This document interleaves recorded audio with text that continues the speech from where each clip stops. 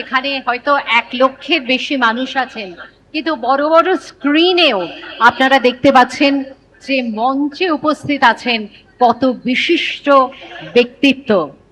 আজকে মনে হয় যে ভারত সরকারই যেন উপস্থিত পশ্চিমবঙ্গে। হঠাৎ করে একদিনের জন্যে ভারত সরকারের কাজকর্ম যেন পশ্চিমবঙ্গ থেকে, কলকাতার থেকে সংগঠিত হচ্ছে। সবাইকে ধন্যবাদ আজকের এই ঐতিহাসিক ঘটনার শরীক। দেখতে পাচ্ছেন একের পর এক বিজেপি শাসিত রাজ্যের মুখ্যমন্ত্রীরা তারা এসে উপস্থিত হচ্ছেন। দেখতে পাচ্ছেন মহারাষ্ট্রের মুখ্যমন্ত্রী, তাকে দেবেন্দ্র ফডনবিস, তিনি মঞ্চে উপস্থিত হলেন। অগ্নিমিত্রা পাল, তাকে দেখতে পাচ্ছেন। একের পর এক এবারের বিজেপির যে জয়ী প্রার্থীরা রয়েছেন তারাও কিন্তু রয়েছেন। আর একেবারে সামনের সারিতে দেখতে পাচ্ছেন অমিত শাহ রয়েছেন, রাজনাথ সিং রয়েছেন, নীতিন নবীন একেবারে পাশাপাশি। চক্রবর্তী আমাদের সকলের দাদা মিঠুন দা আমাদের মধ্যে এসে উপস্থিত।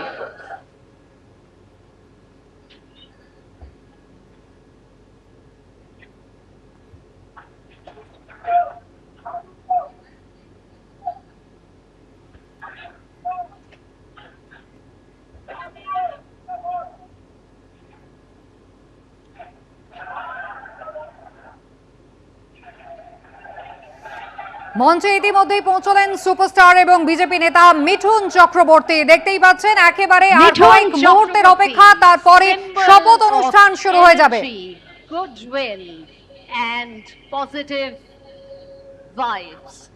মিঠুন দা প্রধানমন্ত্রী এসে পৌঁছে গিয়েছেন, আর কিছুক্ষণের মধ্যে মূল মঞ্চে আসবেন। আর মূল মঞ্চে এই মুহূর্তে দেখতে পাচ্ছেন সুপারস্টার মিঠুন চক্রবর্তী, একেবারে কেন্দ্রীয় স্বরাষ্ট্রমন্ত্রী, প্রতিরক্ষা মন্ত্রী নীতিন নবীন, বিজেপি সর্বভারতীয় সভাপতি, তারা উপস্থিত রয়েছেন। পাশাপাশি দেখতে পাচ্ছেন 20টি বিজেপি শাসিত রাজ্যের মুখ্যমন্ত্রীরা তারা রয়েছেন। একেবারে চাঁদের হাট এই মুহূর্তে, ঐতিহাসিক এক ক্ষণের অপেক্ষায় এ রাজ্যের মানুষ।